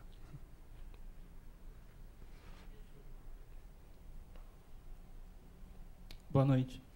Estamos transmitindo ao vivo o Café Filosófico pelo site da CPFL Cultura, onde internautas podem assistir online e participar do chat enviando questões. No começo de sua palestra, o senhor abordou a questão do processo do uso da maconha no corpo e citou os receptores canabinoides. Nesse sentido, Alisson pergunta, considerando uma mulher gestante usuária de maconha, as substâncias constituintes causam efeitos no feto? Se sim, quais são esses efeitos? E se existem efeitos específicos para a gestante? Sim, muito boa pergunta. Na verdade, quando eu falava de populações vulneráveis, por favor, incluem gestantes, né? As gestantes, sem dúvida alguma, têm uma vulnerabilidade específica. Você tem tanto relatos na literatura de complicações dentro da gestação e no período associado ao parto, em mulheres gestantes usuárias de maconha, como, o que é um pouco assustador, você tem, ao longo de alguns primeiros anos do desenvolvimento, acompanhamento de crianças, de mulheres que foram usuárias de maconha durante a gestação, e você verifica que essas crianças têm problemas de desenvolvimento. Então, com uma tendência enfim, ao menor quociente de inteligência, a pior funcionamento cognitivo. Então, acrescentem, por favor, mais essa população dentro das que eu citei como vulneráveis. Adolescentes, gestantes, indivíduos predispostos.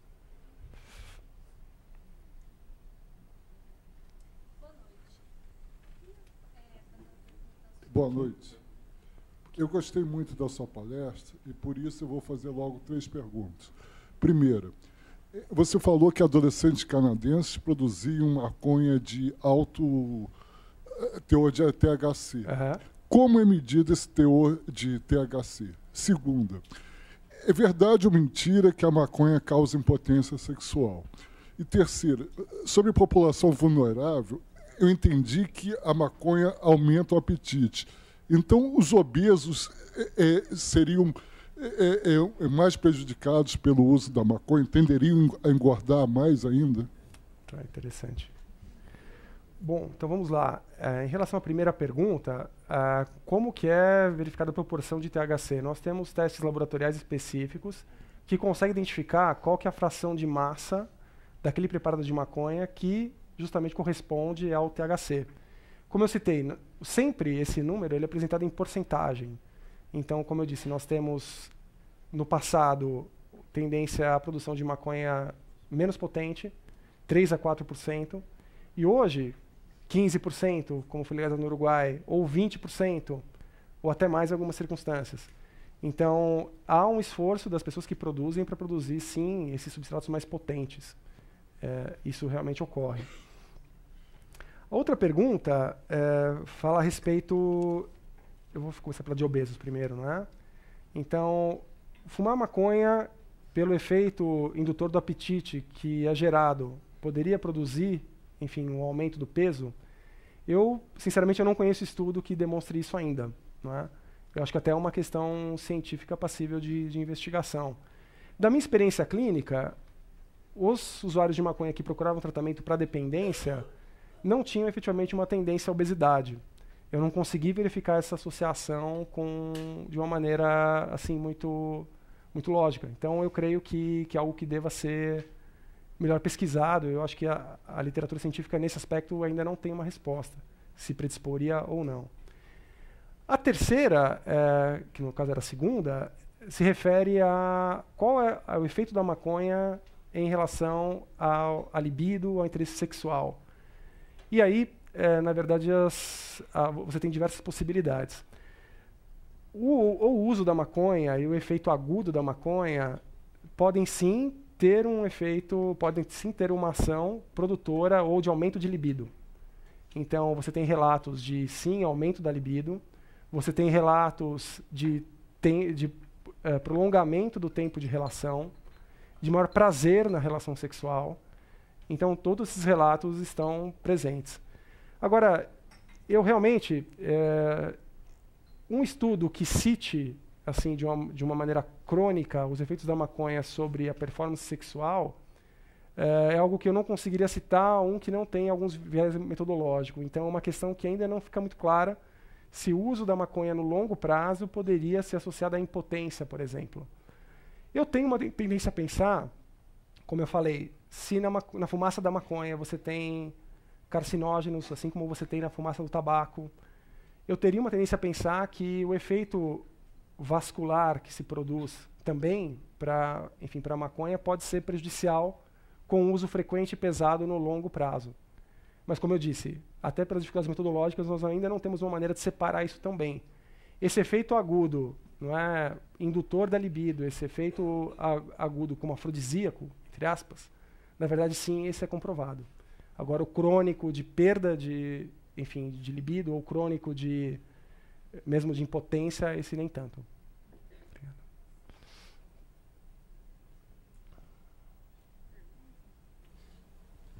Boa noite. Boa noite. Meu nome é Rafael. 2 perguntas. A primeira é se, pelos mesmos critérios, você é a favor da criminalização do álcool. E uma mais complexa, que é uma referência a Nietzsche, se a gente cerceando tanto assim o ser humano com tantas regras, se a gente não acaba eliminando também as melhores ideias. Legal. Ótima pergunta.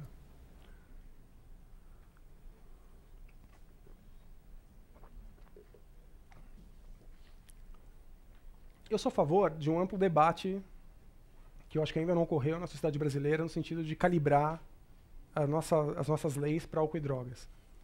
Efetivamente, eu acho que o álcool no Brasil é desproporcionalmente mais acessível e barato do que em outros países. Eu creio que nós precisamos decidir se continua assim. E para isso nós temos que ouvir pessoal da área da saúde, do direito, enfim, da pedagogia, assistentes sociais, enfim, pessoas de diversos, enfim, meios e disciplinas para que nós consigamos chegar a uma conclusão melhor. Poxa, mas alguém vai dizer, mas o álcool tem milênios de história, nós vamos proibir o álcool, enfim. A maconha também tem milênios de história e ela é proibida. Então, veja, esse acaba não sendo o critério. E esse critério, ele foi tão enviesado ao longo do tempo que hoje nós não sabemos mais por que o que é lícito e por que o que é ilícito é ilícito. Então nós temos uma perda dessa calibragem.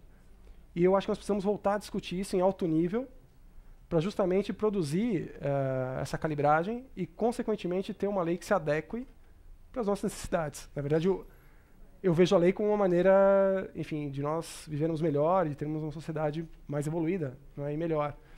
Então eu creio que esse é um exercício, é algo que nós precisamos fazer. Alguém vai dizer, mas na época da lei seca, o consumo de álcool aumentou nos Estados Unidos. Não é bem assim. Enfim, você teve um aumento progressivo de uso de destilados, porque eles eram transportados em quantidades menores do que os fermentados. Então, sim, você tem uma tendência, você criou um mercado do crime, enfim, então essa é uma coisa importante de considerar. Agora, o grande nó dessa questão, eu também, do ponto de vista até pessoal, filosófico, eu gostaria muito que cada um se autodeterminasse, que pudesse tomar suas decisões, enfim, que pudesse receber informação e fazer as suas escolhas. Só que eu acho que daí nós temos que considerar algumas coisas. Nós temos que considerar, afinal de contas, será que esse nosso estado é um estado que forma pessoas na sua plenitude? Para que elas se instrumentalizem, que elas tenham uma complexidade psíquica para tomar sempre as melhores decisões? Será que nós temos esse nível educacional? Essa é uma coisa que eu penso, assim, imediatamente. E eu acho que nesse contexto, eu sou a favor de uma revisão da legislação, sim, que reclassifique as drogas, que as coloque nos seus devidos lugares em relação aos seus riscos e às suas gravidades. E, efetivamente, eu sou muito favorável a que nós desenvolvamos mecanismos mais efetivos de proteção das populações vulneráveis. É o que eu citei, que hoje nós não temos. Hoje nós não temos. Eu tenho estudado um tópico nos últimos tempos que é prevenção do uso de álcool e drogas, de álcool particularmente nos últimos meses. E, na verdade, são poucas as instituições de ensino no Brasil hoje que se preocupam ou têm programas efetivos de prevenção, por exemplo, do beber e dirigir entre os seus estudantes. Nós temos mortes, assim, que acontecem todos os anos. Exemplos dos mais variados. Estudantes que pegam carro, não é, e realmente morrem no acidente. Ou que se envolvem, pegam carona com motorista alcoolizado e morrem no acidente. Então, nós não protegemos as populações vulneráveis. Eu creio que essa é uma grande falha.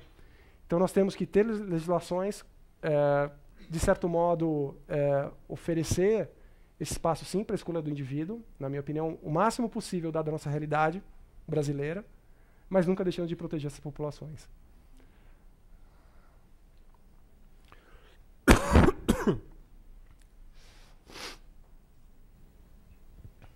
Boa noite.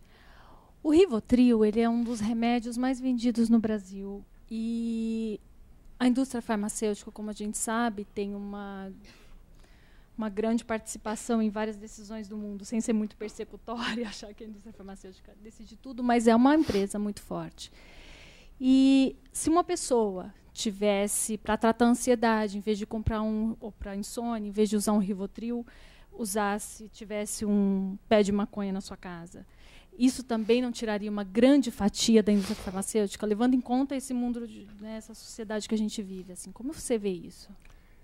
Eu não descarto. Realmente, eu acho que do ponto de vista, ele é muito válido. Não é? Eu creio que, assim como nós temos... Veja, nós temos que pensar que temos indústrias que concentram um grande capital em certos segmentos. Óbvio que essas indústrias, elas têm os seus respectivos lobbies. Os lobbies estão aqui em São Paulo, os lobbies estão lá em Brasília, pesados, enfim. E esses lobbies, eles travam decisões. Alguém vai dizer, mas o Brasil mesmo não tem jeito. Não é aqui, né? Esse é um fenômeno universal. Então, realmente o capital, através desses lobbies, aqui nos Estados Unidos, em qualquer outro país, ele faz com que legisladores, muitas vezes, engavetem projetos por anos, anos e anos e anos. Por quê? Porque não há o interesse em que as coisas sejam feitas de uma maneira melhor. E é interessante verificar isso. Muitas vezes o atraso se dá, não é porque nós não sabemos fazer, não é porque nós, enfim, não conhecemos o caminho para que as coisas sejam feitas, mas é porque você tem um grupo se beneficiando do atraso. Eu creio que essa é uma tônica do Brasil. Acho que nós encontramos isso em diversos segmentos. E, claro, qual que é a única possibilidade de que isso modifique? Que um grande contingente populacional perceba que isso está acontecendo e pressione essa minoria que está se beneficiando do atraso para que uma melhora aconteça. Então, eu tenho certeza que com a indústria farmacêutica também é assim que acontece. A indústria farmacêutica é muito poderosa, particularmente nessa área do sistema nervoso central, poderosíssima, eu diria. Nós vivemos, sim, eu creio que numa certa distorção, isso não só no Brasil, mas no mundo todo, com uma prescrição excessiva de alguns psicotrópicos. Foi citado, né, uma marca foi citada, e é isso mesmo. Na verdade, eu creio que nós temos uma prescrição excessiva, porque, principalmente nas últimas décadas, verificou-se, do ponto de vista das coberturas de seguro-saúde, que é mais barato um médico prescrever uma medicação, o paciente vai lá, compra, a indústria ganha, do que, por exemplo, ele realizar uma psicoterapia. Enfim, que em muitas vezes poderia substituir a medicação com eficácia tão comprovada quanto. Então, o capital está ditando a regra, enfim, e continua ditando a regra para, enfim, também para as situações que nós temos em relação a álcool e drogas. Eu creio que essa é uma questão que a gente tem que sempre estar atento, não é, crítico.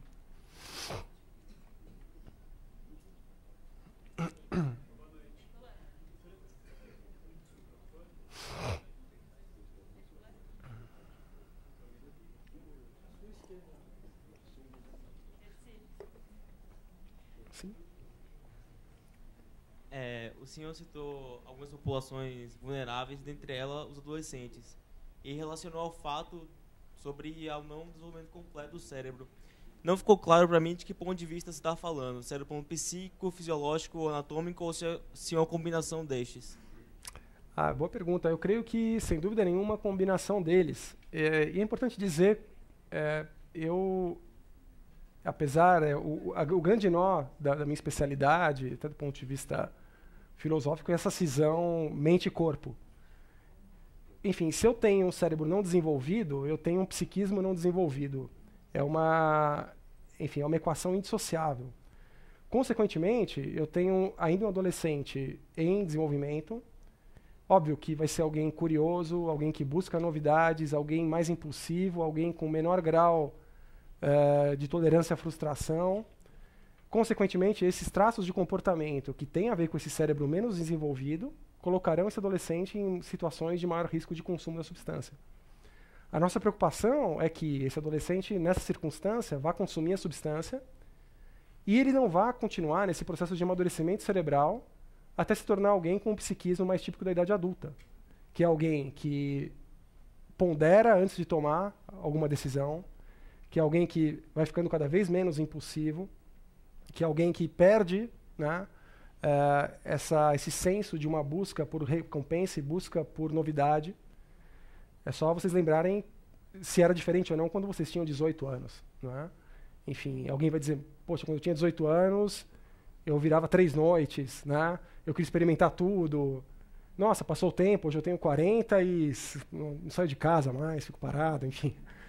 Mudou, né? Mudou a conformação cerebral, mudou a experiência de vida, modificou. Importante dizer, o cérebro condiciona, ou a mente é um produto da atividade cerebral, mas a atividade mental modifica a estrutura do cérebro de uma maneira contígua.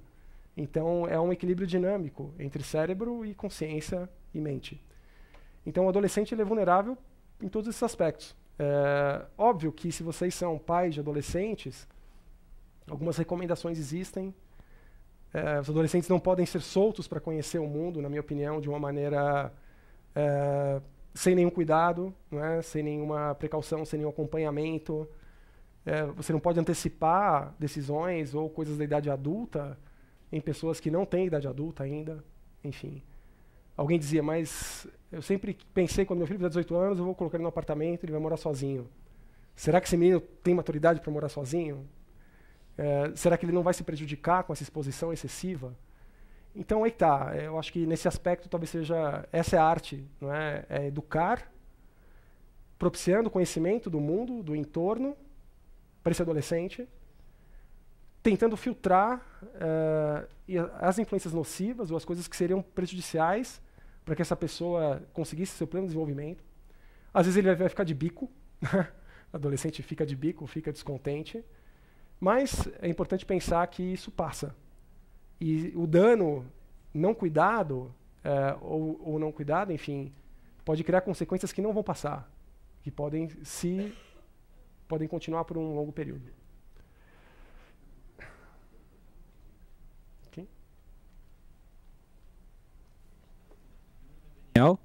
Eu tenho duas perguntas. A primeira é que você comentasse sobre a restrição via legislação da concentração do THC, que você comentou sobre o caso do Uruguai. Uhum.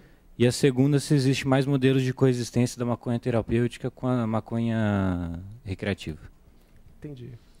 Então, eu acho que quando se fala em regulamentação, você fala realmente em estabelecer, a partir de um mecanismo estatal, um controle sobre aquele produto que vai ser disponibilizado para as pessoas. Enfim, então, se eu quero disponibilizar um produto que não cause grande dano na minha população, eu vou, como Estado, pensar em regular o princípio ativo que mais causa o dano. Ou seja, então, se eu quiser comprar maconha terapêutica, o Estado vai estabelecer um teto. Enfim, é 10%, é 15%. Enfim, são determinadas... extratos, são determinados produtores que podem produzir maconha com esse teor.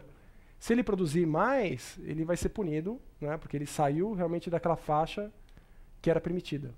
Então, o controle, enfim, do THC tem como meta justamente prover esse controle sobre efeito populacional. Então, eu creio que esse é um ponto. Se nós temos um modelo, eu acho que eu estou olhando com muita atenção agora para a experiência desses dois estados, de Washington e do Colorado, nos Estados Unidos. Porque talvez esse seja o grande laboratório do mundo, até porque, como eu falei, a experiência do Uruguai tem as suas especificidades, mas eu creio que a experiência nesses dois estados americanos será um laboratório, porque nós teremos maconha para fins recreativos, nós teremos maconha também para fins terapêuticos. Então, afinal de contas, haverá essa convivência? Enfim, quais serão os efeitos? Aumentará o consumo? Aumentarão os problemas? Ou não? Isso não terá um grande impacto? Algumas pessoas defendem assim, ideias que são bem plausíveis. Eu citei aquela coisa da psicose. Então, a maconha desencadeia mais psicose. Talvez desencadeie mais esquizofrenia. Mas aí uns caras espertos dizem, peraí, mas você disse que a maconha tem uso crescente na população nos últimos anos. Enfim. Então, se ela produz esquizofrenia, a esquizofrenia tem que também ter uma incidência crescente. E não é isso que acontece. Então, essa causalidade, ela tem realmente os seus questionamentos. Eu acho que nem todas as respostas nós ainda temos.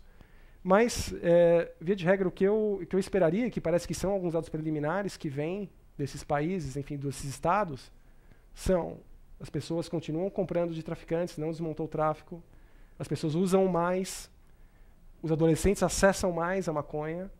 Então, são algumas coisas que nós teríamos que ter muito cuidado para implementar.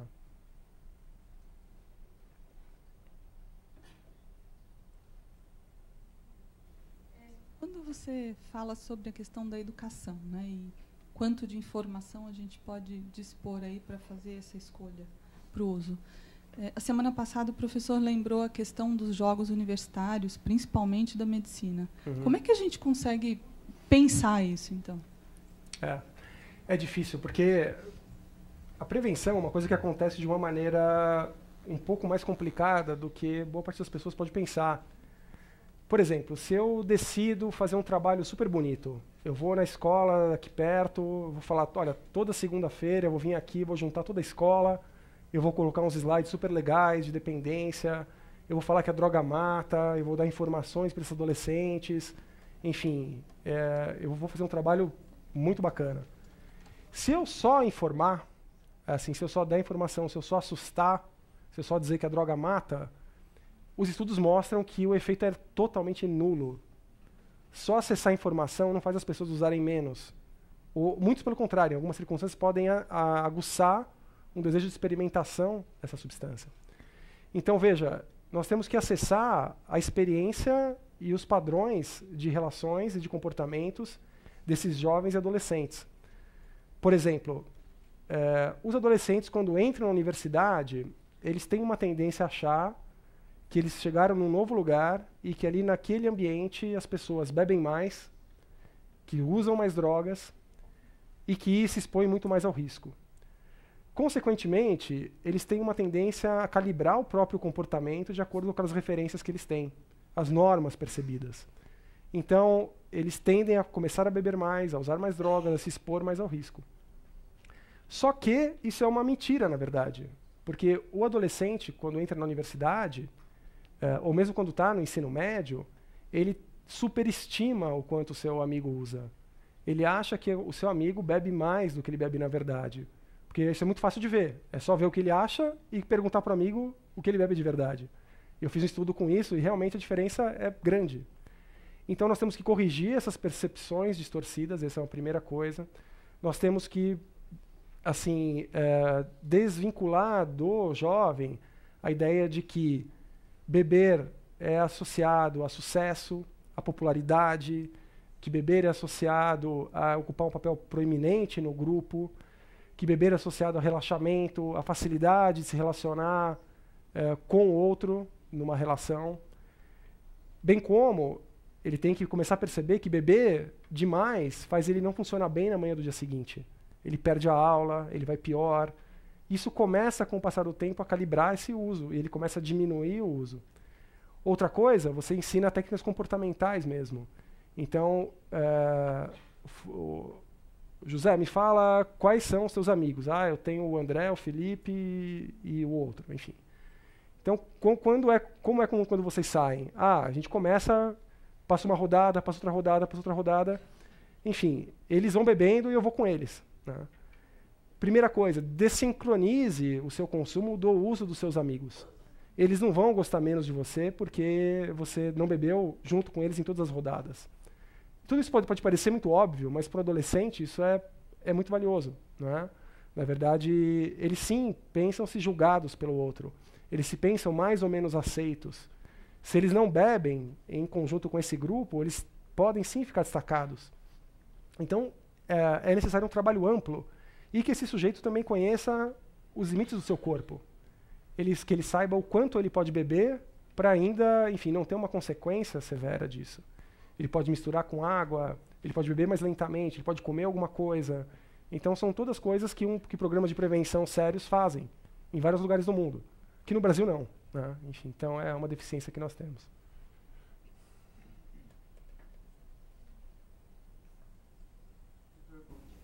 Boa noite, eu sou o Jonas. Eu vim com os meus alunos, represento a Escola Randolfo, da cidade de Indaiatuba. E eu tenho uma questão aqui que meus alunos pediram para que eu trouxesse ao senhor, para que o senhor, então, desse sua opinião. Nós estamos vendo, então, uma situação decorrente, através do site da Anvisa, a importação, um caso cautelar, né, que a Anvisa está permitindo a importação de um medicamento à base do delta-9 tetrahidrocanabiol e do canabidiol, que é o Sativex, já com registro na FDA. Né? E a gente percebe que teve uma procura grande. foram 37 casos, se eu não me engano. Eu gostaria de saber do senhor qual seria, então, os benefícios para quem utiliza esse medicamento, se ele fosse produzido dentro do Brasil, e o que acarretaria isso com relação à legislação atual? Eu sou a favor de uma celeridade nesse processo de aprovação. Claro, nós estamos discutindo todos esses prós e contras, toda essa discussão tão ampla em relação ao uso recreativo da droga, nos prejuízos para as populações vulneráveis, tudo bem. Agora, se eu tenho uma medicação que já é testada, enfim, tem estudos que mostram a segurança, as pessoas se beneficiam, por que raios que eu não trago essa medicação logo, enfim, e começo a comercializar essa medicação para as pessoas?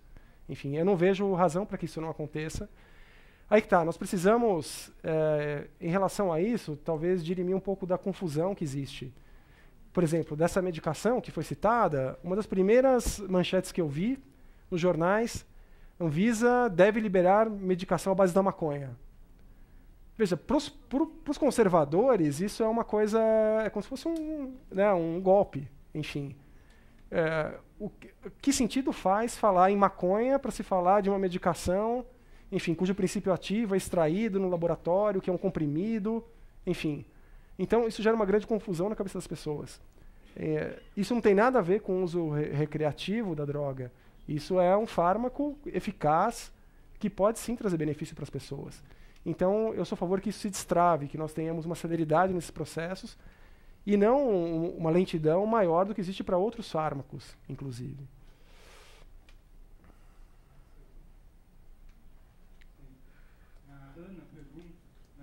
Comenta que o senhor mostrou um filme em que um personagem ensina como bolar um baseado. O uso da maconha no cinema é constante e vemos muitos artistas e personalidades se mostrando usuários ou favoráveis ao uso. O senhor acha essa visibilidade mais positiva ou negativa? E eu acrescento aqui, o uso da maconha e de outras drogas é comumente associado à vida artística. Existe algum dado que comprova essa associação porque o uso da maconha ajuda na criatividade? Ou fazemos essa associação por conta de uma maior exposição pública dessas pessoas? Legais essas perguntas. Na verdade, eu acho que a arte vai trazer componentes da vida. Enfim, a arte se nutre justamente desse contato com a realidade e com o humano. Então, eu creio que a expressão artística, a expressão nos filmes, a expressão na cultura como um todo, é um espelho de como realmente essa substância está presente no nosso cotidiano, o quanto nós nos relacionamos com ela ao longo das nossas vidas. Eu tenho certeza que aqui, por exemplo, a imensa maioria das pessoas ou usou ou teve a oportunidade de usar e não quis.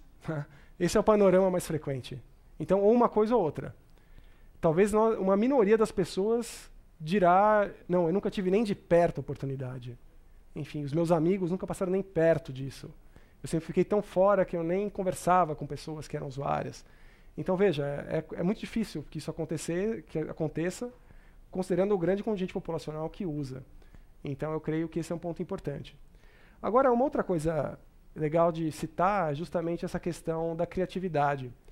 Será que utilizar maconha aguça, sim, a criatividade? Essa é uma questão que eu creio que ainda não tem resposta. Tem, sem dúvida nenhuma, que alguns autores que relatam que sim.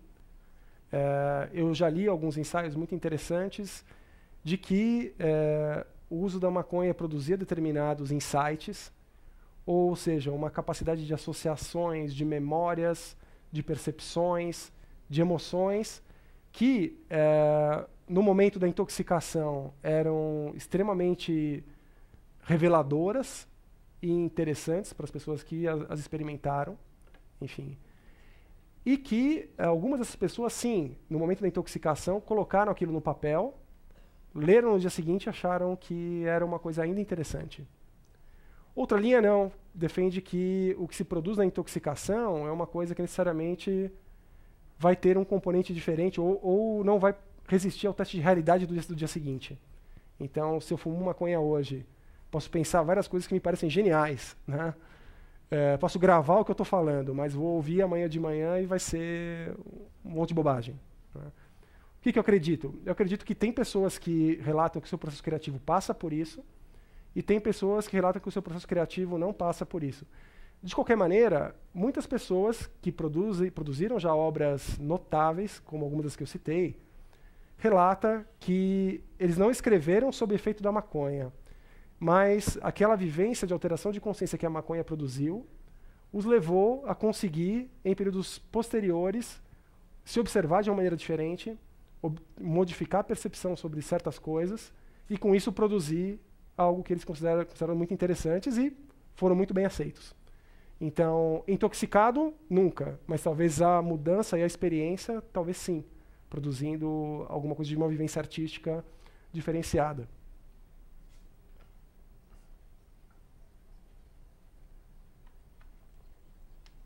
Boa noite. A pergunta que eu tenho é a seguinte: o ser humano, ele, quando utiliza uma substância que altera os seus sentidos, seja ela maconha ou qualquer outra substância, pode ser considerada uma ação instintiva do ser humano? Interessante isso, porque nós somos seres que escolhemos fazer o pior. E é verdade, nós escolhemos fazer o pior. Como eu disse, o melhor seria que nós dormíssemos sempre 8 horas, que sempre não bebêssemos, sempre não fumássemos, que nunca usássemos nenhuma droga ilícita, enfim. E nós, a certo momento, escolhemos fazer isso. E aí você tem diversos modelos para explicar por que isso acontece. Enfim, eu posso procurar usar uma droga pelo próprio prazer da droga. Eu estou bem, mas eu quero um plus, eu quero ainda mais, eu quero me sentir mais que bem, né? Eu quero sentir aquela recompensa, aquele prazer, esse é um modelo.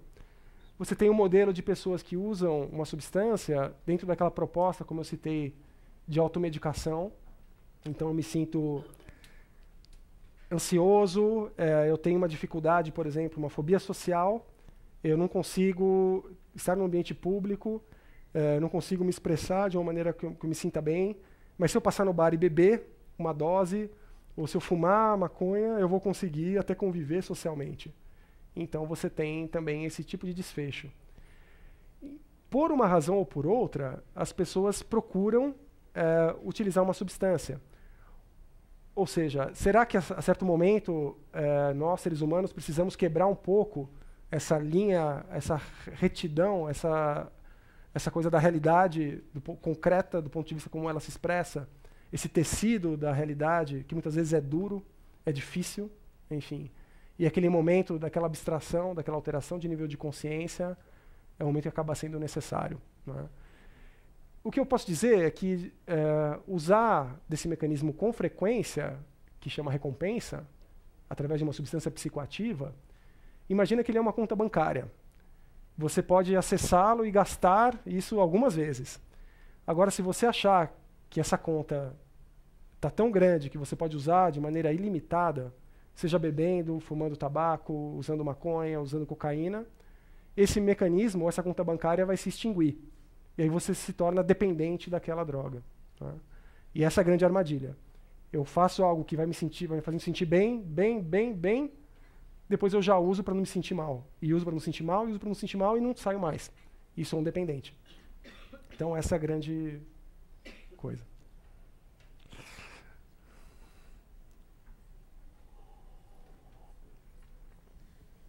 Boa noite.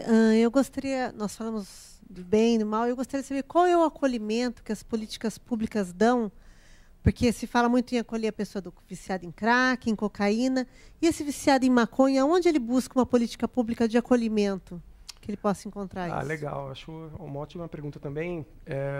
Na verdade, nós temos um problema. Quando eu falo em prevenção e até quando eu falei em proteger algumas populações, na verdade, como eu citei, prevenção é a redução da oferta e da demanda. Nós não temos, não fazemos muitas vezes uma redução da oferta de uma maneira efetiva, mas nós também não fazemos uma prevenção da demanda. O que é a demanda? Veja, eu preciso identificar quais são os indivíduos já com problemas com o uso das substâncias. Eu preciso oferecer para esses indivíduos tratamentos adequados. Eu tenho que cuidar socialmente desses indivíduos. Um exemplo, claro, é o que acontece, por exemplo, em relação às múltiplas cracolândias no país.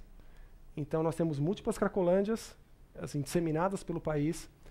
nas quais, óbvio, que um dos problemas é o crack, mas os estudos já mostraram de uma maneira muito categórica de que essas pessoas são, na sua maioria, extremamente vulneráveis do ponto de vista social. Enfim. E, claro, como médico, eu tenho que dizer que não existe um tratamento que se inicie para quem não come há 3 dias. Percebam? Antes vem um prato de comida para aquela pessoa, antes vem um acolhimento, antes vem uma política que vislumbra essa pessoa do âmbito social para que depois comece um tratamento de saúde. Eu acho que nós precisamos melhorar, sim, essa visão social, incluir esses indivíduos. Nós temos algumas experiências boas. Eu não vou ser um crítico para derrubar todas as, enfim, tudo não é que está por perto. Nós temos sim algumas boas iniciativas que começam a olhar para isso, na minha opinião, sobre essa visão social e complexa, multifacetada do fenômeno. E mais do que isso, eu não preciso dizer que em termos de saúde mental, particularmente em termos de álcool e drogas, eu acho que há uma negligência. Nós não oferecemos tratamentos efetivos. Nós precisamos ampliar muito os tratamentos efetivos. O que nós temos em termos de literatura científica, de qualidade de tratamento, e o que nós oferecemos, enfim, há uma diferença extremamente grande entre o que seria possível, pelo conhecimento científico que há, e no que é oferecido. Eu creio que essa é a nossa grande tarefa, é aproximar. Nós temos que nos aproximar dessa borda da ciência. Nós temos que conseguir trazer intervenções mais eficazes. Elas existem. Nós temos que trazê-las. Doutor Hercílio, muito obrigado. Tivemos uma participação de todos vocês assim extremamente interessante e parabéns pelas suas respostas. Tão claras e ao mesmo tempo equilibradas, né? É muito difícil nesse campo. Obrigado. E lembrem que sexta-feira que vem continuamos o módulo. Teremos um neuropsicólogo, Paulo Cunha, com o tema Das Folhas às Pedras, Perigo da Cocaína e do Crack. Na TV Cultura, nós temos também uma outra série muito interessante com a curadoria do Leandro Carnal, 7 Prazeres Capitais, Pecados e Virtudes hoje. E vamos discutir no próximo domingo, vocês verão na TV Cultura, às 22 horas, A Preguiça e a Melancolia, com o filósofo Oswaldo Jacóia, 22 horas, domingo. Nós gostaríamos de encerrar o dia agradecendo especialmente o nosso convidado de hoje, o Dr. Hercílio. Obrigado. Obrigado.